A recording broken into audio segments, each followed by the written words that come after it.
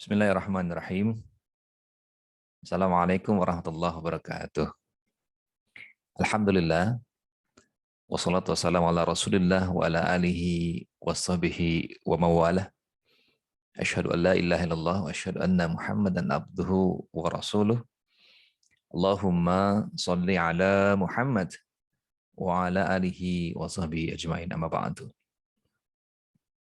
Alhamdulillah, puji syukur kepada Allah Subhanahu wa taala yang sedang menatap kita saat ini, di mana hari ini kita di hari Jumat tanggal 6 Agustus 2021. Allah berikan kesempatan kepada kita umur yang insya Allah diberkahi untuk terus bisa berprestasi, menambah ilmu, dan insya Allah tentunya menjadi pribadi yang lebih baik. Pagi ini saya ingin menyapa Assalamualaikum pemenang. Para pemenang-pemenang yang baik, para pemenang-pemenang yang hebat, terima kasih yang sudah bergabung bersama di Zoom. Terima kasih juga yang sudah bergabung di Instagram saya yang sedang live. Dan memang tadi ada sedikit trouble di Instagram ya, tapi insya Allah tidak menjadi masalah, dan mungkin nanti kita akan relay ini di kanal YouTube, yang insya Allah mungkin akan masuk di channel YouTube saya sendiri, di M. Rizal Edwin. Salawat dan salam kita sampaikan kepada junjungan kita, kepada seseorang yang luar biasa, yang Allah berikan keutamaan dalam kehidupannya, yang memberikan contoh dalam kehidupan sehari-hari, yang setiap tindak tanduknya, perkataannya menjadi bagian dari kehidupan kita seharusnya sebagai seorang muslim.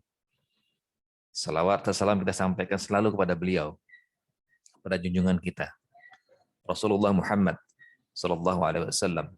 Insya Allah mudah-mudahan buat para sahabat-sahabat yang saat ini senang banget untuk bersalawat kepada beliau, menyampaikan pesan-pesan beliau, dan mungkin juga menjadikan diri kita, hidup kita sebagai bagian dari kehidupan yang kita inginkan mirip lah.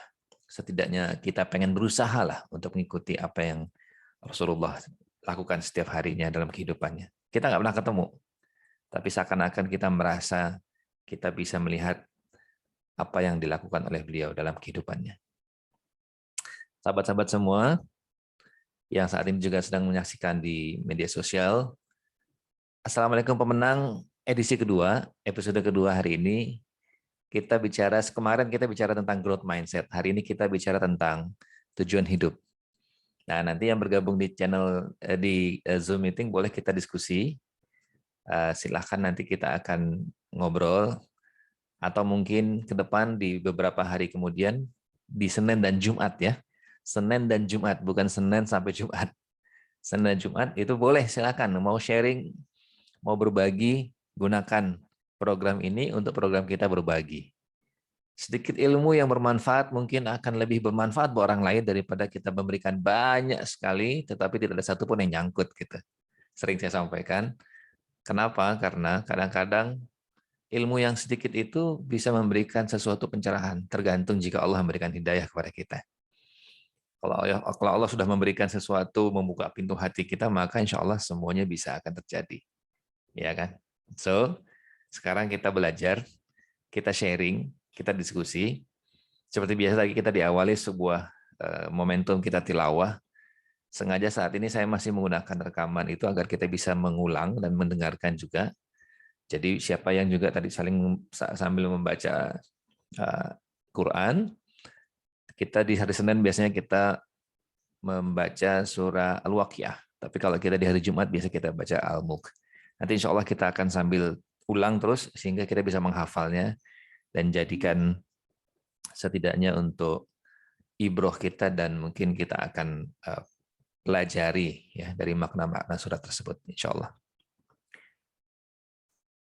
Oke, sahabat-sahabat pemenang, hari ini hari yang cukup lumayan cerah di Pontianak, tapi agak sedikit berkabut ya. Berkabutnya karena mungkin kabut pagi. Seger banget hari ini, dan insya Allah mudah-mudahan hari ini berdasarkan cuaca memang ada beberapa titik hujan, dan harusnya ini bisa menjadi momentum buat kita seger-segeran gitu, insya Allah mudah-mudahan juga. Tapi kalau buat yang saat ini sedang kondisinya lagi isoman, lagi isolasi mandiri, setidaknya mudah-mudahan ada cahaya matahari nanti mungkin agak siang sekitar pukul 10 bisa menjadikan momentum untuk kita jemuran ya. Tapi jangan terbuka. Jemurannya aja sesuai karena memang yang dibutuhkan itu jemurnya itu di bagian belakang. Jadi silakan buat yang pakai hijab, nah bisa juga dengan cara yang cerdas insya Allah seperti itu. Oke, sahabat-sahabat pemenang, hari ini kita bahas tentang tujuan hidup ya. Kalau kita bicara tentang tujuan hidup, sebenarnya ada beberapa hal yang sudah saya simpulkan sebagai bagian dari tema kita hari ini. Nah, tujuan hidup kita memang banyak sekali. Hampir semua orang jika kita kumpulkan tujuan hidupnya, berarti beragam, bermacam-macam dan mungkin variasinya berbeda-beda. Tujuannya mungkin ada yang orang yang berpikiran agak materialistis, bagi orientasinya pasti adalah bagaimana dia mengumpulkan pundi-pundi kekayaan, misalnya uang, harta dan segala macamnya. Tapi ada orang-orang yang memang agak narsistik gitu. Orang-orang yang narsistik dia senang banget tuh. Tujuan hidupnya adalah agar dia lebih tampil keren gitu, agar dia lebih tampil lebih daripada orang lain. Itu orang-orang yang narsis ya. Tapi ada juga memang kehidupan kita yang memang diatur sebagaimana dalam Al-Quran dan hadis, dan tentu juga dalam tujuan hidup kita, tentunya itu bagian dari kehidupan kita. So, hari ini kita akan bahas 4 tujuan hidup yang secara umum saya rangkum, dan ini saya ambil literasinya dari beberapa literasi-literasi yang mungkin insya Allah bisa kita sharingkan pada hari ini. Namun sebelumnya saya terima kasih sekali lagi yang sudah gabung di Instagram, yang gabung di YouTube. Terima kasih, mudah-mudahan bermanfaat ya. Nanti saya akan relay ulang, karena mungkin akan ada proses editing ke depannya. Oke, sahabat menang. Dalam kehidupan kita, sebelum saya masuk ke dalam inti-intinya adalah bagaimana kita mengatur tujuan dalam kehidupan kita. Kita dalam kehidupan itu sebenarnya ibarat sebuah produk yang sudah diciptakan, maka sebenarnya kita sudah diatur dalam sebuah kitab, sebuah buku petunjuk pedoman. Ibarat mobil sudah ada buku panduannya. Dan ini sering kita dengar dan sering kita pahami bahkan insya Allah. Tapi kadang-kadang kita tuh melepaskan diri kita dari buku panduan itu, atau dari tujuan diciptakannya kita di dunia ini. Sering juga saya sampaikan bahwa sebenarnya tujuan hidup kita di dunia ini sebenarnya bukanlah mendapatkan keberhasilan, bukanlah mendapatkan hasil yang luar biasa. Anda mau berhasil, Anda mau menang, Anda mau hebat, Anda mau kaya, dan lain-lain, itu sebenarnya bukan tujuan hidup kita. Tujuan hidup kita itu sebenarnya adalah kata kuncinya, kita berproses. Karena kalau kita tujuannya lebih pada hasil, maka orientasi kita kadang-kadang akan berbeda dan akan timbul rasa kecewa. Jika proses yang kita lakukan tersebut tidak sesuai dengan aturan dan bahkan tidak berproses sama sekali. Nanti kita akan jelaskan pelan-pelan. Waktu kita masih panjang. Tapi kadang-kadang orang-orang misalnya, contoh, pada saat orang-orang berbisnis, maka jika apabila memang keuntungan yang diutamakan atau hasil yang diutamakan menjadi tujuan paling utama, pertanyaannya apakah salah kita punya tujuan untuk mendapatkan keuntungan? Tidak. Apakah salah jika kita pengen kaya? Enggak. Nanti kita akan sampaikan, karena nanti di materi juga ada. Tapi jika itu menjadi tujuan utama kita menjadikan itu tujuan yang paling utama dalam kehidupan kita, dan salah dalam prosesnya, maka itu bisa menghasilkan sesuatu yang mungkin kurang baik. Ada orang-orang yang beranggapan bahwa tujuan paling utama itu adalah bagaimana kita masuk ke dalam sebuah goal yang tentunya memang sudah disiapkan. Jawabannya, iya benar. Karena sebenarnya hidup manusia itu adalah visi besar yang kita tuju. Goal itu bukan visi ya. Goal itu bukan visi. Goal itu malah bagian terkecil dari visi. Visi itu adalah lingkaran terbesarnya. Visi itu adalah hasil akhir yang belum tampak tapi ingin Anda capai. Itu visi.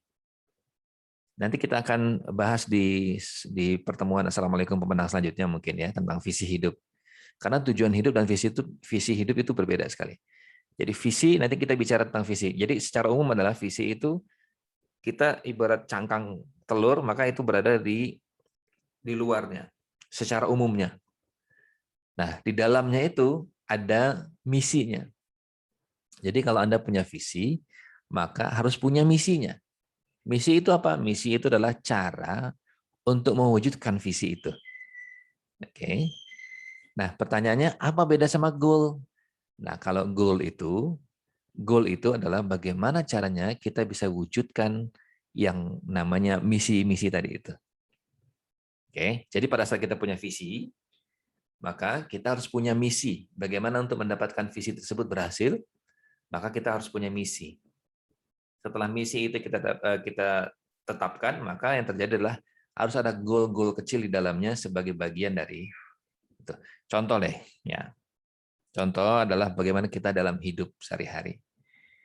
Ini hampir sama dengan materi visi hidup. Jadi ternyata hidup kita dalam kehidupan kita, visi yang paling utama itu adalah hidup setelah hidup. Bapak Ibu, sahabat-sahabat semua, teman-teman, bahwa ternyata visi hidup kita itu adalah hidup setelah hidup. Bagaimana kita mendapatkan kehidupan kita yang paling utama, bagaimana kita hidup selama-lamanya setelah kita hidup di dunia ini. Yaitu visi kita adalah akhirat. Nah, visi akhirat itu adalah bagaimana kita mendapatkan keridhaan Allah, bagaimana kita mendapatkan surganya Allah. Tujuan kita kan cuma itu. Hidup kita di sini dibarengi dengan proses, yaitu ibadah. Tidak aku ciptakan jin dan manusia kecuali hanya untuk ibadah kepadaku. Nah, itu salah satu kunci dalam kehidupan kita. So, jika memang kita prosesnya adalah ibadah, maka apapun yang kita lakukan, kita berbisnis, kita ibadah. Kita menjadi tim pengajar, kita ibadah. Kita kerja di ASN, itu juga ibadah. Kita dagang, kita juga ibadah. Jadi apapun yang kita lakukan tujuannya adalah sebenarnya ibadah. Nah, kondisi itu adalah membuat diri kita menjadi lebih nyaman, lebih rendah hati, dan tentunya kita mengharapkan proses yang terbaik karena Allah lah yang akan membalasnya. Coba Bapak Ibu semua sahabat-sahabat pemenang, kalau misalnya Anda bekerja dengan baik, lalu atasan Anda memberikan kesempatan kepada Anda untuk mendapatkan bonus atau naik pangkat, kira-kira kerjanya enak nggak? Semangat nggak? Sebagian orang semangat. Karena sebagian orang itu kadang-kadang bisa termotivasi karena reward. Tapi sebenarnya manusia itu akan lebih mudah, akan lebih cepat termotivasi kalau dia mendapatkan punishment. Percaya nggak kira-kira? Ternyata manusia itu kalau misalnya dihukum, maka dia akan lebih cepat. Kalau kamu terlambat, gaji kamu saya potong ya. Kalau kamu terlambat, maka pangkat kamu saya turunkan. Atau apapun lah, punishment. Atau lebih parah, kalau kamu tidak sampai target, jari kamu saya potong. Wah, pasti takut itu. Kenapa? Karena itu punishment. Kadang-kadang itu lebih memotivasi daripada reward. Reward itu kadang-kadang sebagian orang mungkin tidak menjadi semangat karena sudah terbiasa atau sudah memilikinya. Oke? Nah, kembali ke tadi. Jadi ternyata pada saat kita hidup dalam proses sebagai manusia, maka yang kita lakukan adalah bagaimana kita menjalankan kehidupan kita sebagai proses ibadah. Nah, terus kalau kita pengen dapatkan visi akhirat, maka yang terjadi apa? Yang terjadi adalah kita siapkan misi-misi kita. Misinya apa? Misalnya adalah pertama, menjadi seorang pedagang, maka kita menjadi pedagang yang baik, pedagang yang jujur, pedagang yang betul-betul sesuai dengan perintahnya Allah dan Rasulullah Muhammad SAW. Bagaimana diajarkan bagaimana kita menjadi seorang pebisnis yang baik. Tuh. Atau menjadi seorang, misinya adalah bagaimana kita beribadah sebagai seorang kepala keluarga atau bagian dari keluarga kita. Menjadi bapak, menjadi ibu, menjadi ayah, menjadi ibu. Dan semuanya itu dilakukan dengan misi kita sebagai ibadah. Nah, pertanyaan lagi, kalau misalnya kita punya misinya ibadah, maka goalnya apa? Goalnya adalah, misalnya tadi, Anda ingin menjadi seorang ibu dan ayah yang baik, maka goalnya adalah Anda berhasil belajar tentang bagaimana menjadi menjadi yang baik, menjadi seorang ibu dan ayah yang baik misalnya. Goalnya adalah Anda mungkin bisa menyelesaikan titik-titik goal yang kecil. Misalnya contoh, saya akan belajar parenting misalnya kayak gitu. Saya akan belajar satu buah buku yang akan membuat saya lebih hebat, lebih mengetahui. Nah, itu adalah goal. Jadi jangan berpikir bahwa goal atau visi itu sama. Kalau menurut saya beda. Jadi pada saat Anda sudah menentukan hal-hal kecil dan itu berhasil Anda lakukan sampai selesai, maka itu adalah goal Anda. Nah, goal itu akan menentukan misi Anda, dan misi itu akan menentukan visi Anda. Dan visi itu akan berhasil. Coba kesimpulannya apa? Ternyata yang kita lakukan dari awal adalah sebuah proses. Nah, nanti kita akan bahas itu di materi selanjutnya, nanti di visi hidup, nanti insya Allah kita akan lebih detail ya. Nah, kita masuk dalam kesimpulan utama kita. Yang pertama adalah ternyata apa itu? Yaitu pertama kita adalah berproses dalam kehidupan kita. Jadi pertanyaannya apa tujuan hidup kita? Tujuan hidup kita itu yang pertama adalah bagaimana kita bahagia dunia akhirat. Seru kan? Siapa yang nggak pengen bahagia dunia akhirat? Coba. Siapa yang nggak pengen hidupnya itu dunia akhiratnya bahagia? Kalau misalnya Anda senang ya dengan hidup ini, maka Anda tentu senang gini. Kalau kita bahagia, maka yang terjadi adalah kita artinya menjalani kehidupan kita dengan nyaman, dengan asik, dengan santai, dengan semangat, dengan konsentrasi, dan dengan sesuatu yang positif. Jadi tujuan kita untuk bahagia dunia akhirat itu paling utama. Dan itu yang pertama. Kenapa? Karena bahagia itu harusnya di dunia dan akhirat. Tujuan kita. Terus kita hidup di dunia, tiba-tiba nggak bahagia, terus ngapain aja? Lalu apakah cukup di dunia saja kita bahagia? Enggak. Kita harus juga bahagia di akhirat. Makanya dapatkanlah dunia agar Anda bisa mendapatkan akhirat. Jangan lupa dengan dunia, sehingga Anda bisa mudah mendapatkan akhirat. Kok bisa? Iya jelas. Sekarang coba, kalau Anda pengen bahagia di dunia, maaf, kalau Anda pengen bahagia di akhirat, tapi Anda lupa dengan dunia Anda tidak mau berikhtiar, Anda tidak mau bermuamalah, Anda tidak mau bersilaturahim, Anda tidak akan punya kebahagiaan. Anda tinggal sendiri di hutan aja. Anda jadi Tarzan, kalau yang perempuan Tarzanawati gitu ya. maka Anda nanti akan bisa hidup di dunia yang Anda sendiri aja. Nggak perlu. Tapi apakah Anda bahagia? Anda bisa ketemu dengan kera gitu, Anda ketemu dengan beruang, terus ngomong bahasa beruang gitu. Terus Anda minum susu beruang gitu. Tapi isinya susu sapi. Nggak dong. Gitu. Jadi artinya kita temukan dunia bahagia itu, dunia dan akhirat itu sebagai kebahagiaan kita. Nah, kalau kita sudah bahagia di dunia, maka kita akan bisa membagi kebahagiaan itu kepada orang lain. Teorinya seperti itu. Karena orang-orang yang sudah bahagia di dunianya, seharusnya dia bisa berbagi kebahagiaan itu kepada orang lain di dunia dan di akhirat. Nah, urusan akhirat nanti belum ya. Jadi kalau Anda pengen tahu bagaimana akhirat Anda, segera aja cepat-cepat meninggal. Tapi kan enggak mau kita cepat-cepat meninggal gitu loh. Saya pengen dapat apa? Saya pengen dapat surga. Oh, ya, cepat dulu meninggalnya karena biar dapat surganya. Tapi kan enggak mau. Artinya proses kita harus jalani. Takdir sudah ada. Ya kita berdoa mudah-mudahan orang-orang, sahabat-sahabat kita, keluarga-keluarga kita yang saat ini diuji sama Allah dengan COVID-19, dan mungkin saat ini ada yang sudah mendahului kita, mudah-mudahan kita berharap sekali Allah menerima, dan kita berdoa kepada Allah mudah-mudahan amal ibadahnya dan kehidupan setelah matinya, setelah hidupnya tadi itu, karena kan hidup, mati, dan hidup lagi, itu akan menjadi bagian dari kebahagiaan nanti di akhirat. Karena kita baru menjalani dunianya. Mereka sudah menjalani insya Allah dalam alam yang baru, yaitu alam kuburnya, menuju ke akhiratnya. So, itu yang paling pertama. Jadi kalau misalnya Anda ingin bahagia dunia akhirat, ada beberapa caranya. Nah, caranya mungkin Anda tentukan dulu, sebenarnya apa sih yang Anda ingin raih, Anda ingin capai di dunia ini. Dan itu tadi, kembali ke tadi kan, ternyata kembali kepada misi-misi kehidupan kita dan goal-goal kehidupan kita. Clear ya? Yang pertama adalah bahagia dunia dan akhirat. Terus yang kedua apa?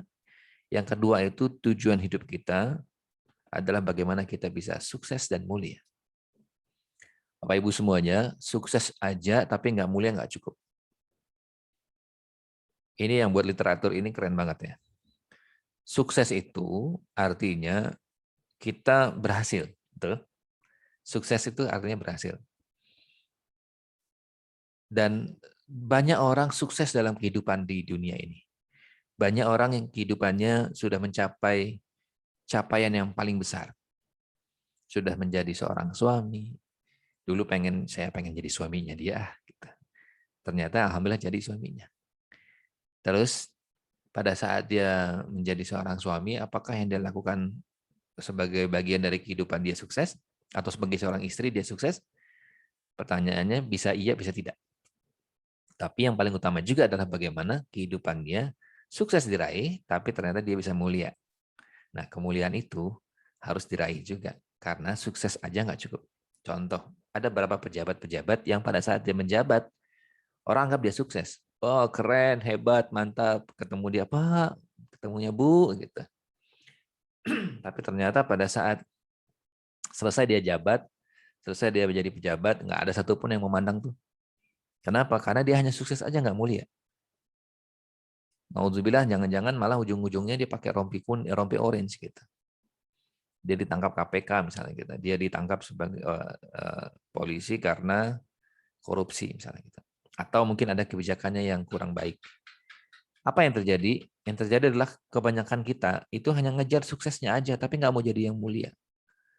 Karena sukses dan mulia itu penting banget buat kita menyeimbangkan antara dunia dan akhirat. Kok bisa sih? Bisa. Karena sukses itu kan tolak ukurnya dunia. Sukses itu tolak ukur dunia. Kenapa? Kalau kita sukses, harta, sukses jabatan, sukses di tahta ya gitu ya. Dan ini semua adalah ukurannya di dunia. Karena hanya di dunia aja kita bisa ngukur itu semua. Ya kan? Nggak bisa kita ngukur itu di akhirat nanti. Karena di akhirat yang diukur bukan itu. Yang diukur adalah amal soleh kita. So, sukses itu penting. Sukses itu adalah tujuan hidup kita. Tapi sukses juga harus dibarengi dengan kemuliaan. Jadi jangan sampai Anda sukses di dunia tapi Anda nggak mulia. Kemarin saya sempat bahas dengan Ustadz Salim Mafilah, bagaimana kita menjadi ayah yang keren misalnya kayak gitu. Ternyata ayah yang keren itu banyak. Keluar rumah, wangi-wangi, bajunya keren, bajunya mantep ya, tampilannya oke, tapi ternyata nggak mulia.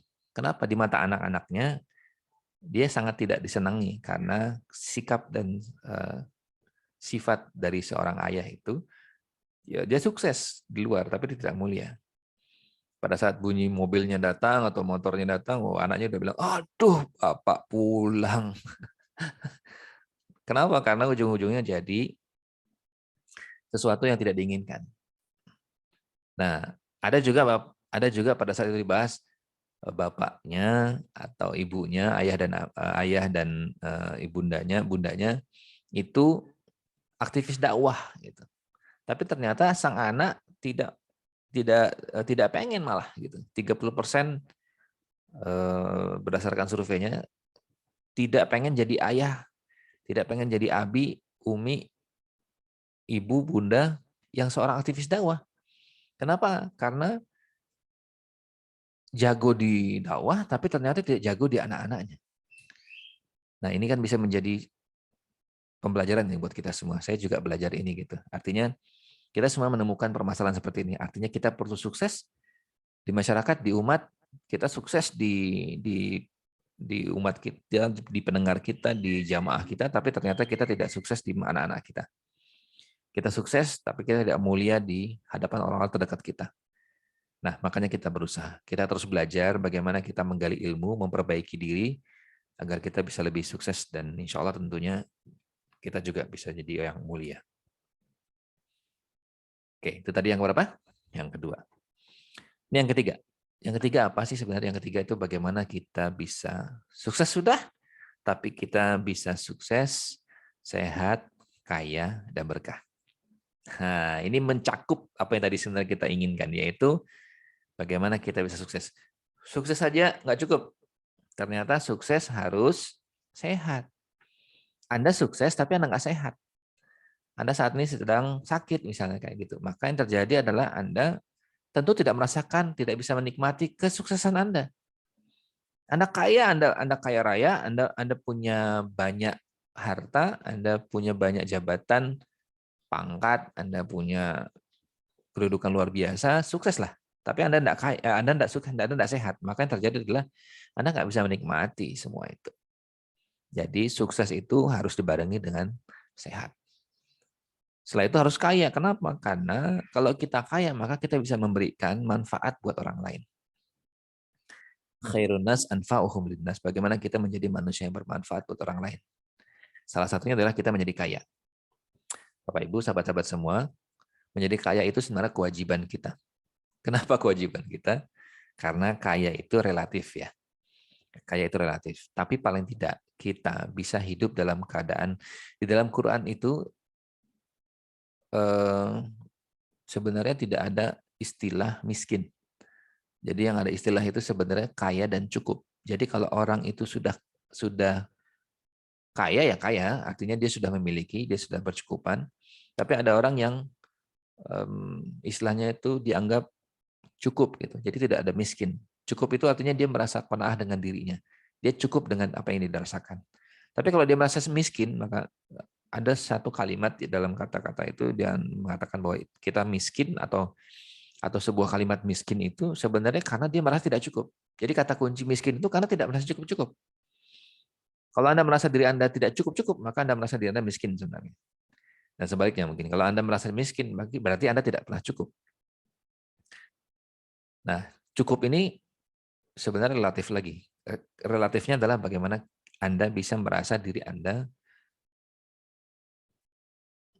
bisa memenuhi kebutuhan Anda. Saya sering sampaikan di kampus, apakah sebenarnya kita ini punya barang mewah atau enggak? Sebenarnya Anda punya handphone Anda harga 5 juta, itu mewah atau enggak? Tergantung. Anda sekarang punya mobil, Anda beli mobil, harganya 500 juta, misalnya mobilnya harus mobil yang gede misalnya, itu ya, mobil yang harus besar gitu, karena Anda orang proyek di lapangan misalnya gitu.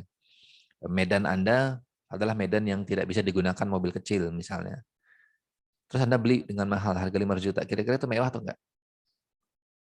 Nah, jadi kesimpulan ternyata barang mewah itu adalah barang yang tidak kita butuhkan. Tapi kalau Anda butuh, itu bukan barang mewah. Kalau Anda butuh, maka Anda bisa jadikan itu bukan kategori barang mewah. Ya, kalau kita butuh, kita sih kadang-kadang ngomong gini, saya butuh gitu ya. Semuanya dia nggak butuh. Tapi sebenarnya ada sesuatu juga.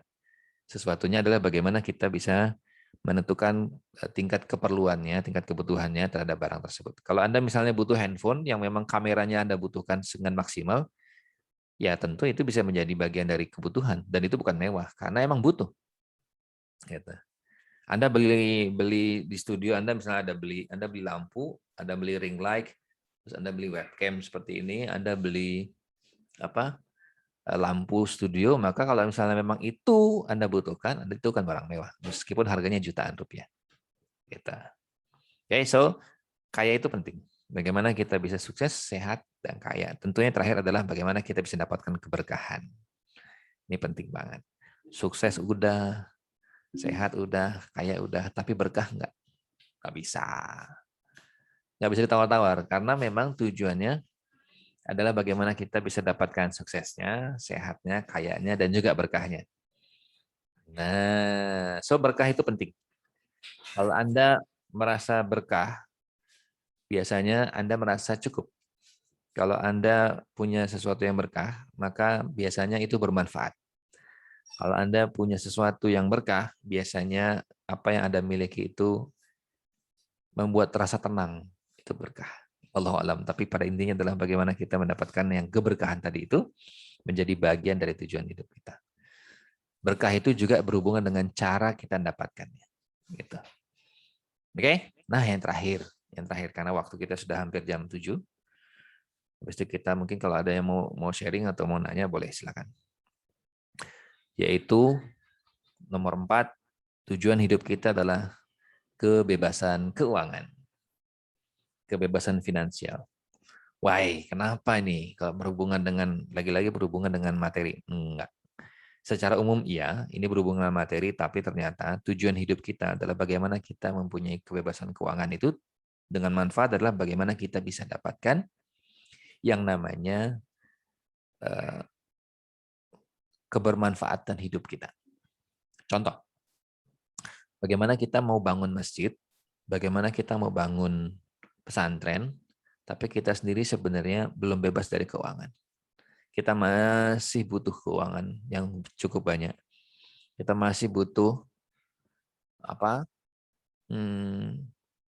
penghasilan sehari-hari yang harus kita tutupi untuk kehidupan kita sehari-hari sendiri.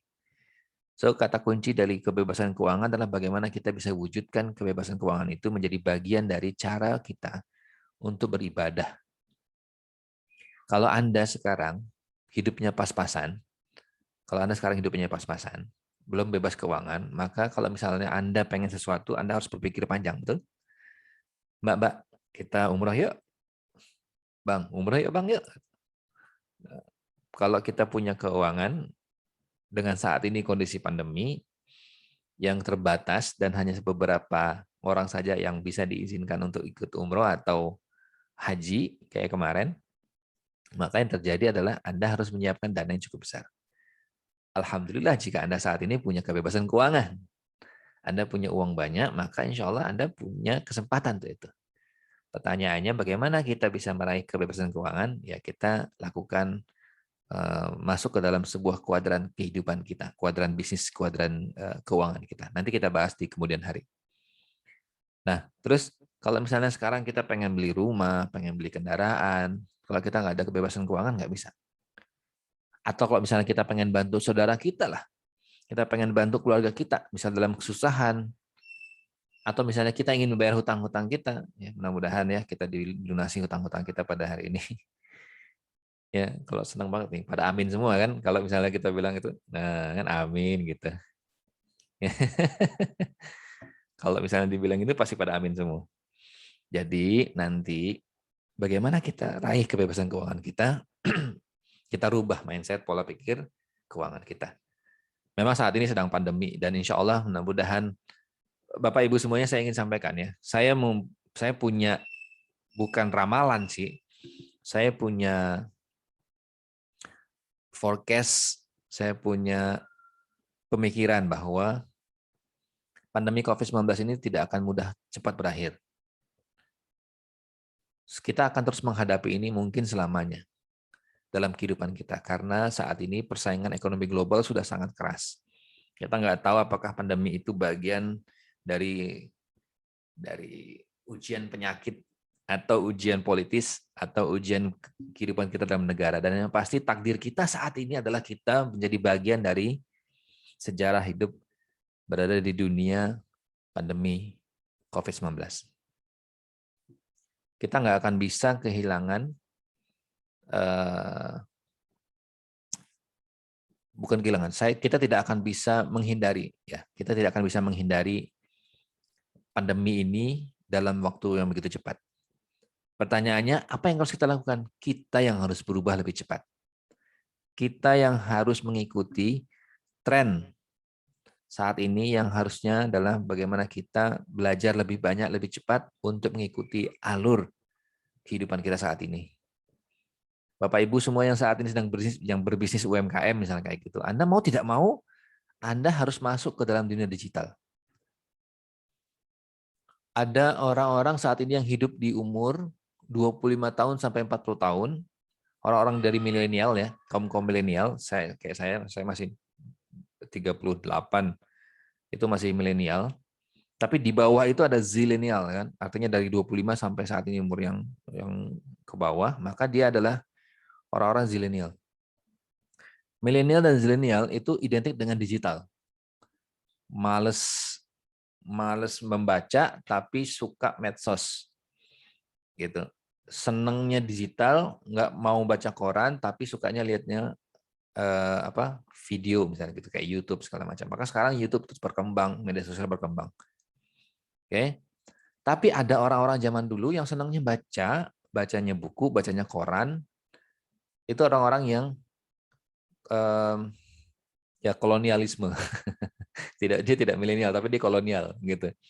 Umur 40 ke atas itu maka dia sudah masuk ke sana. Dan mereka harus beradaptasi dengan dunia saat ini, yaitu dunia digital. Mau tidak mau, Bapak Ibu semua saat ini harus mau tidak mau pandai menggunakan Zoom, pandai menggunakan Google Meet, pandai harus menggunakan Facebook, Instagram. Kalau tidak, Anda tenggelam. Anda mati dalam perkembangan zaman. Sama seperti COVID-19. Anda harus bisa Anda harus bisa menyesuaikan diri Anda. Ini prediksi saya, ini yang saya perhatikan selama ini, dan mohon maaf, saya tidak menakut-nakuti tentang vaksin, tapi saya juga udah vaksin sih, gitu. Ya. Tapi yang pasti kalau misalnya saat ini kita belum tahu tingkat kekebalan tubuh kita dan apa efeknya dalam setahun, 2 tahun, 3 tahun, 4 tahun ke depan. Maaf. Tapi saya juga udah vaksin. Artinya silakan, ayo kita manfaatkan. Tapi kan memang kemarin kita banyak ya, kita bisa baca lah. Kita bisa nonton di YouTube kajian-kajian yang kita bisa lihat di internet. Apa fungsi vaksin, apa manfaat vaksin, dan termasuk juga vaksin mana yang lebih nyaman, lebih baik buat tubuh kita. Kan contoh misalnya beberapa memang sudah keluar sih di Majelis Ulama Indonesia sudah mengatakan bahwa seperti Sinovac itu sudah halal gitu. Tapi kan kalau dari ahli, beberapa ahli ya walaupun dalam proses kajiannya belum kita bisa melihat data yang konkret, tapi kan data yang diambil bahwa kayak Sinovac itu kan virus yang dimatikan dan itu dari Wuhan gitu. Jadi virusnya udah lama, sedangkan virus itu kan terus bermutasi gitu. Nah, virus yang baru yang mana, yang diambil yang mana, yang dikelola yang mana kan kita belum tahu. Gitu. Artinya perlu kita pelajari juga. Meskipun kita tawakal saja dengan kondisi yang ada gitu. Tapi pada intinya adalah kita, yang saya ingin sampaikan bukan masalah vaksinnya, tapi yang saya ingin sampaikan adalah bahwa salah satu faktor proses yang harus kita jalani saat ini adalah kita harus melakukan kayak gitu, seperti vaksin dan segala macamnya. Belum lagi kesadaran vaksin bukan karena vaksinnya, tapi karena takut masalah administrasi, nggak bisa ini, nggak bisa itu, dan segala macamnya. Jadi kesadarannya juga masih belum maksimal. Saya bukan ahlinya ya, jadi saya tidak akan bahas masalah itu terlalu jauh, karena saya pikir ini saya hanya melihat dari kacamata bahwa masa depan kita nggak akan bisa jauh-jauh dari pandemi COVID-19 ini. Virus flu yang ini bisa jadi nanti akan bermutasi lagi gitu. Jadi bisa jadi malah orang-orang yang membawa penyakit bawaan itu terganggu gitu. Karena ada sebagian, dan itu depan mata ya. Artinya kita bisa melihat bahwa orang-orang yang mungkin dalam kondisi sakit, saya cuma ingin sampaikan kalau bisa jangan bervaksin pada saat Anda lagi sakit. Karena mungkin itu akan memicu penyakit lain gitu.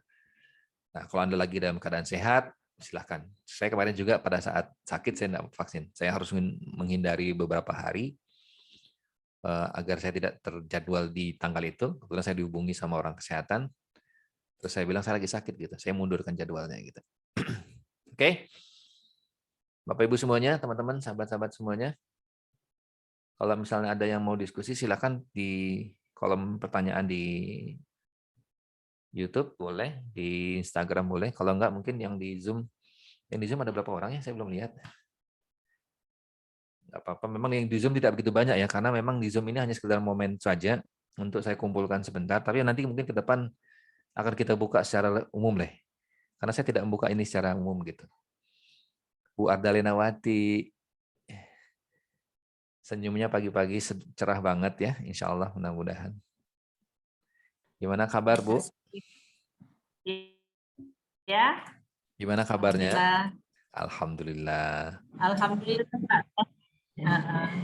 Kan kalau saya tanya, saya belum satu kali belum pernah divaksin Pak. Oh, belum divaksin ya? Karena saya takut Pak. Karena saya belum pernah. Jadi gimana itu kalau belum pernah divaksin itu?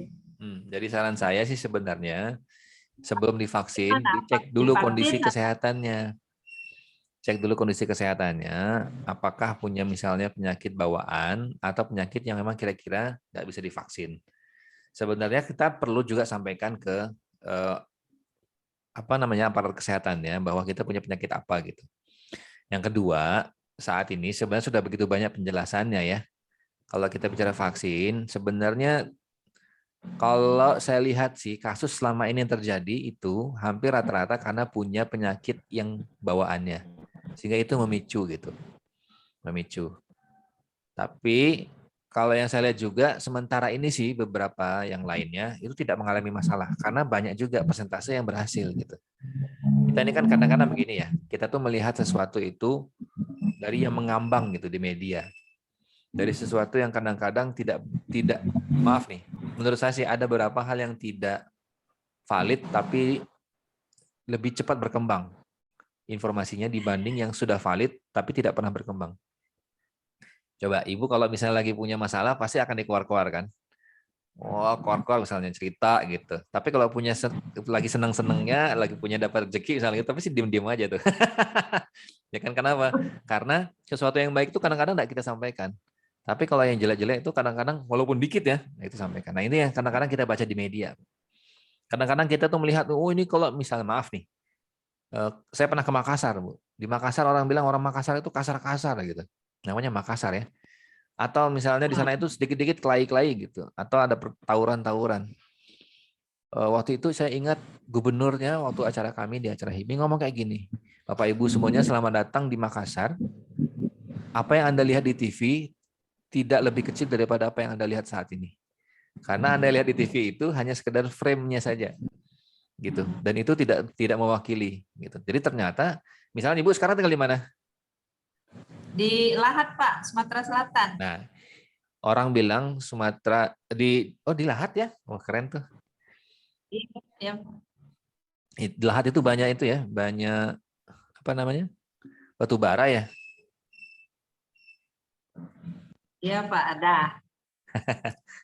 Nah, misalnya nih orang Sumatera Selatan nih, orang bilang saya sudah pernah ke Palembang ya, Bu. Saya lihat misalnya Sungai Musi ya. Sungai Musi itu katanya besar gitu. Terus apa namanya? Airnya tenang gitu. Ternyata ombaknya juga besar gitu kan, karena dia dipakai buat sehari-hari oleh masyarakat sekitar. Memang sih, saya pernah sampai ke yang ke tengah itu loh, yang laut yang ada pagoda itu, saya lupa namanya gitu. Itu kan menggunakan kapal yang kecil itu ya, kayak boat gitu. Jadi saya lihat sebenarnya hampir sama dengan Sungai Kapuas. Sungai Musi sungai terlebar, Sungai Kapuas sungai terpanjang gitu. Nah kadang-kadang kalau saya melihat bahwa di Sumatera Selatan punya kasus, misal contoh nih, ada kasus misalnya kasus pembunuhan misalnya atau kasus pencurian, kayaknya kesannya di Sumatera Selatan atau di Palembang misalnya gitu, mengerikan ya. Padahal sekali datang, enak ya, waterfrontnya bagus ya misalnya kayak gitu. Nah kadang-kadang kita kayak gitu, sama kayak vaksin. Mungkin sebagian orang takut gitu, tapi kan sebagian orang juga bisa merasakan ya manfaatnya. Kalau saya Bu ya, kalau saya memberikan jawaban kayak gini, saya biasanya survei. Setiap apa yang saya lakukan saya survei. Contoh, di survei vaksin ini saya lihat apakah ahli-ahli misalnya yang saat ini heboh ya, ada Bu Siti Fadila Supari, ada macam-macam lah gitu, yang kita bisa lihat di YouTube, apakah mereka vaksin? Mereka tidak menghindari vaksin, tapi mereka memilih vaksin. Itu aja sih sebenarnya. Ya, gitu. Nah, cuman ya ini Bu, ya ini kita ngomong kita aja sih, walaupun saya relay nanti di YouTube saya. Kadang-kadang ini di Indonesia ya, kadang-kadang di Indonesia sesuatu yang baik itu ditutup-tutupi, tapi kadang-kadang yang jelek-jelek itu dibuka-buka gitu. Dan kadang kita nggak tahu mana yang benar, mana yang salah. Kita nggak bisa memilih sekarang. Yang bisa memfilter itu adalah pengetahuan kita dan orang-orang terdekat kita yang kita percaya. Jadi kadang-kadang ada banyak fakta yang kadang-kadang ditutup-tutupi. Gitu. Yang tidak benar dianggap benar, yang benar dianggap tidak benar. Gitu. Nah ini banyak banget. Nah itu udah masuk ke dunia politik sudah, agak berat, Ibu. Tapi Bismillah aja. Kalau memang sekarang tidak punya masalah, tidak punya kendala, saya pikir hak untuk bervaksin itu adalah hak pribadi masing-masing. Gitu. Satu, yang kedua, jika memang punya masalah kondisi sakit, sebenarnya bisa tidak vaksin kok, bebas gitu. ada beberapa hal yang mungkin bisa membuat kita tidak boleh, itu nggak usah vaksin. Kalau kita darah tinggi, berlebihan, terus misalnya kita punya hipertensi ya, berlebihan, terus punya masalah penyakit bawaan, lebih baik tidak. Gitu. Tapi kalau misalnya dokternya, kan nanti kan akan dites tuh di screening. Pada saat di screening awal, memang sekiranya memang bisa, biasanya diizinkan. Gitu. Konsultasi aja. Tapi kalau emang ternyata tidak pernah, Ibu tidak pernah, alhamdulillah belum pernah COVID kan? Alhamdulillah sehat. Nah, sehat. Nah, oleh karena itu biasanya kalau tidak pernah COVID itu ya insya Allah lebih anu ya, lebih berisiko sebenarnya katanya gitu. Nah, tapi kalau yang sudah pernah itu pun banyak sekali. Yang saya heran kadang-kadang pejabat gitu loh.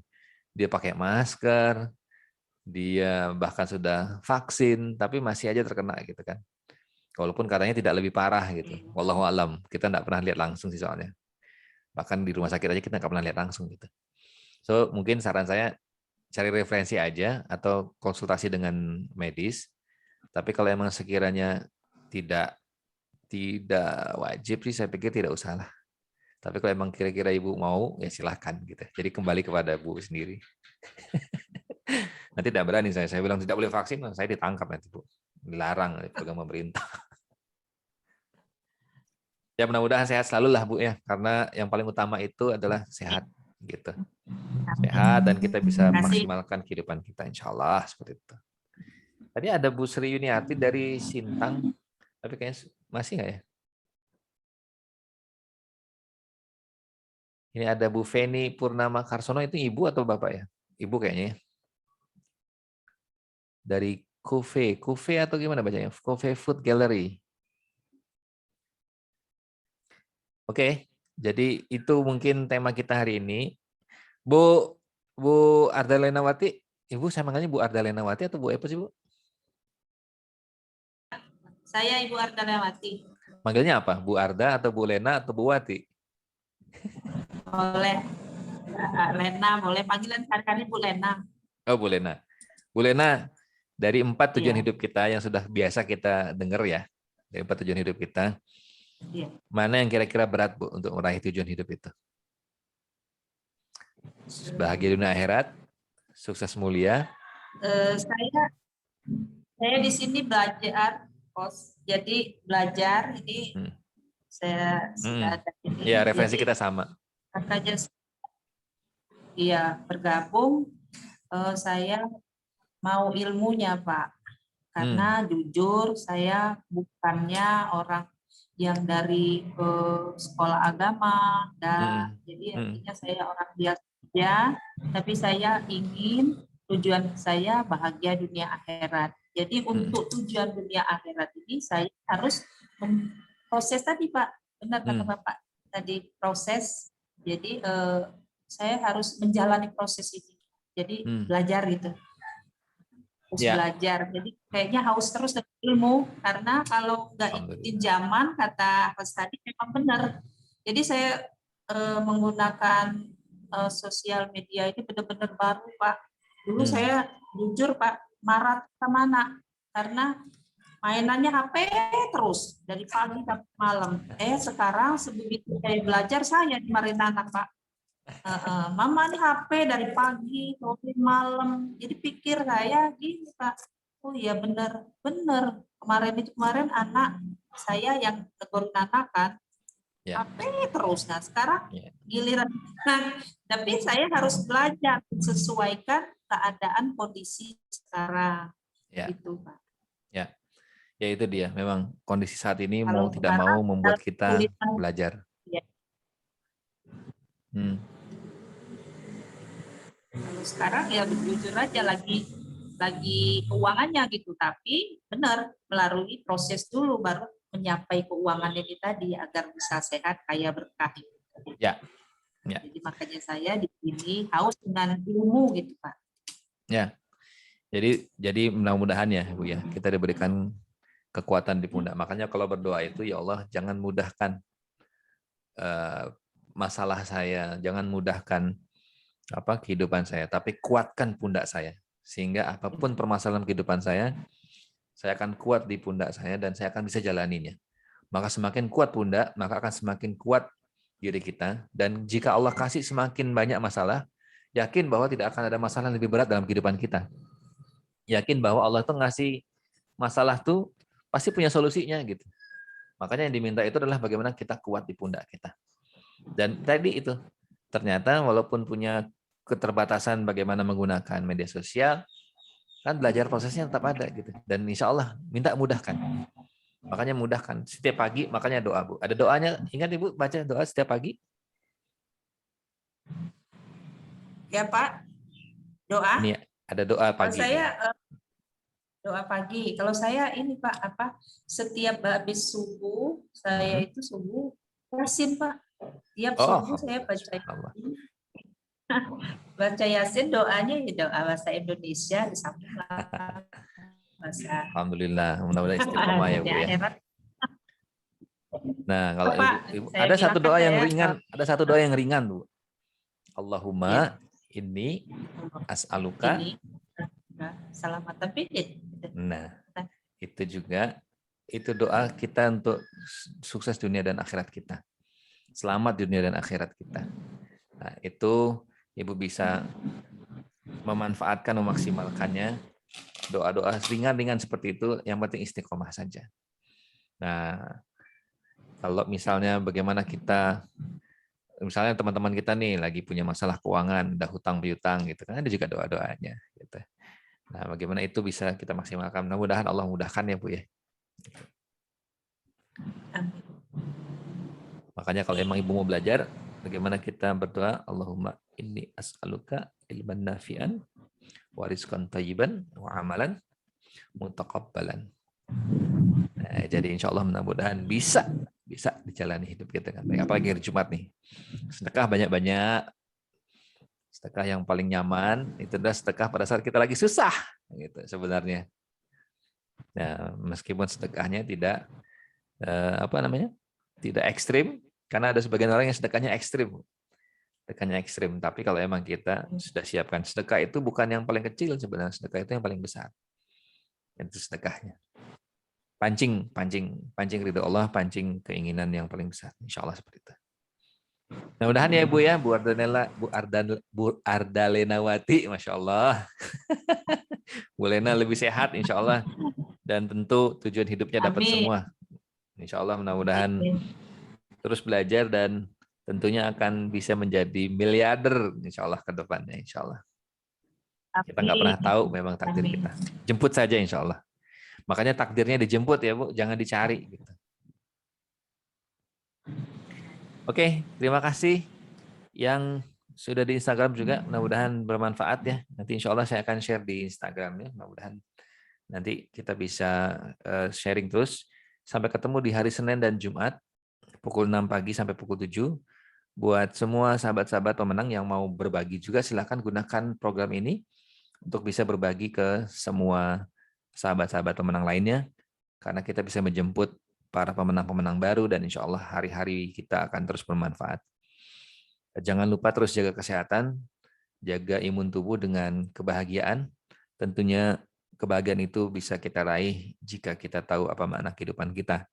Bahwa dunia dan seisinya ini sebenarnya hanya sekedar bagian dari cara kita untuk meraih akhirat kita kelak.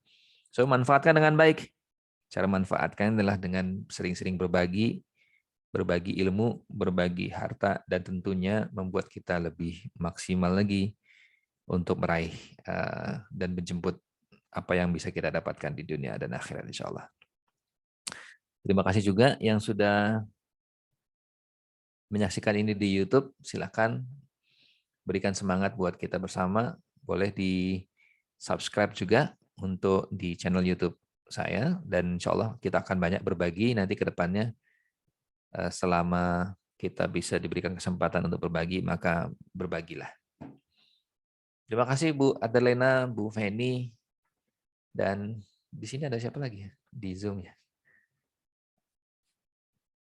Oh, Zoom tadi ada yang sudah keluar ya, tapi tidak apa-apa. Tadi memang saya tidak maksimalkan di Zoom sih memang. Tapi insya Allah mudah-mudahan bisa dimaksimalkan juga nanti di media sosial lainnya. Kita akhiri dengan doa penutup majelis dan Alhamdulillah.